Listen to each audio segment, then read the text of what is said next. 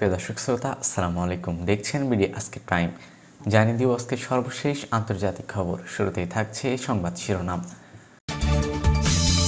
Hormuz প্রণালীর আকাশে নিখোঁজ $20 কোটি মার্কিন ড্রোন।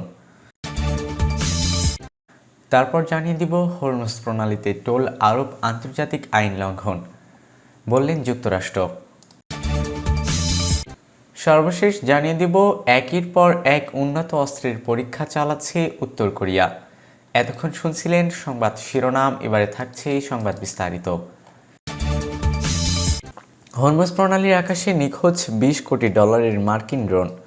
MQ-4C ধরনের একটি যুক্তরাষ্ট্রের নৌবাহিনীর নজরদারি ড্রোন হরমুজ প্রণালীর আকাশে নিখোঁজ হয়েছে। শুক্রবার 20 এপ্রিল ঘটে যাওয়া এই ঘটনায় ড্রোনটি বিধ্বস্ত হয়েছে নাকি ভূপাতিত করা হয়েছে, এ নিয়ে এখনও কোনো নিশ্চিত কোনো তথ্য পাওয়া যায়নি। প্রতিবেদন অনুযায়ী ড্রোনটি পারস্য উপসাগর এবং হরমুজ এলাকায় প্রায় 3 ঘন্টা নজরদারি শেষে ইতালির নেভাল এয়ার স্টেশন সিগনালের ফেরার পথে ছিল। উন্নয়ন চলাকালে এটি কোড 7700 সাধারণ জরুরি অবস্থার সংকেত পাঠায় এবং ধীরে ধীরে উচ্চতা হারাতে শুরু করে। এ সময় এটি ইরানের আকাশসীমার দিকেও কিছুটা অগ্রসর হয়েছিল বলে জানা গেছে। চালকবিহীন এই ড্রোনটি নিখোঁজ হওয়ার আগে দ্রুত উচ্চতা হারাচ্ছিল বলে শনাক্ত করা হয়। এরপর থেকে এর অবস্থান সম্পর্কে আর কোনো তথ্য পাওয়া যায়নি। ঘটনাটি ঘটেছে যুক্তরাষ্ট্র এবং ইরানের মধ্যে সাম্প্রতিক যুদ্ধবিরতির চুক্তির মাত্র 2 দিন পর। এই চুক্তির অংশ হিসেবে হরমুজ প্রণালীতে জাহাজ চলাচল পুনরায় স্বাভাবিক করার কথা ছিল। হরমুজ প্রণালীতে টোল আরোপ আন্তর্জাতিক আইন লঙ্ঘন, এমনটি বললেন যুক্তরাষ্ট্র। যুক্তরাষ্ট্রের পররাষ্ট্রমন্ত্রী ইয়েফেট কুপার বলেছেন, হরমুজ প্রণালী দিয়ে চলাচলকারী বিদেশি জাহাজ থেকে টোল আদায়ের ইরানি সিদ্ধান্ত আন্তর্জাতিক সমুদ্র আইনের পরিপন্থী। তিনি জোর দিয়ে বলেন, এই গুরুত্বপূর্ণ জলপথকে সম্পূর্ণভাবে উন্মুক্ত রাখা এখন অত্যন্ত জরুরি।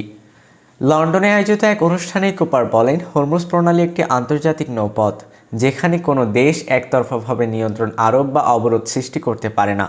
বৈশ্বিক সমুদ্র আইন অনুযায়ী এমন জলপথে নৌ চলাচলের স্বাধীনতা নিশ্চিত করাই সবার দায়িত্ব। তিনি উল্লেখ করেন, শুধু বর্তমান পরিস্থিতি নয়, বরং মধ্যপ্রাচ্যের দীর্ঘমেয়াদী স্থিতিশীলতার জন্যও প্রণালীটি অবাধ ব্যবহার নিশ্চিত করাতে হবে। তার মতে, আন্তর্জাতিক জলপথে টোল আরোপের কোনো বৈধতা নেই এবং এটি সমুদ্র স্বাধীনতার পরিপন্থী। এদিকে লেবাননে ইসরায়েলের সামরিক অভিযানেও বিরোধিতা করেন কুপার। তিনি সতর্ক করে বলেন, যেখানে সংঘাত অব্যাহত থাকলে মধ্যপ্রাচ্য স্থায়ী শান্তি প্রতিষ্ঠা সম্ভব হবে না। একের পর এক উন্নত অস্ত্রের পরীক্ষা চালাচ্ছে উত্তর কোরিয়া। ইরান এবং যুক্তরাষ্ট্রের মধ্যকার সাম্প্রতিক যুদ্ধ থেকে শিক্ষা নিয়ে নিজেদের সমস্ত আধুনিকায়নের ব্যাপক মনোযোগী হয়েছে উত্তর কোরিয়া। গত টানা 3 দিন ধরে পিয়ংইয়ং একের পর এক উন্নত প্রযুক্তির অস্ত্রের পরীক্ষা চালিয়ে বিশ্বজুড়ে নতুন করে সামরিক সক্ষমতার জানান দিচ্ছে।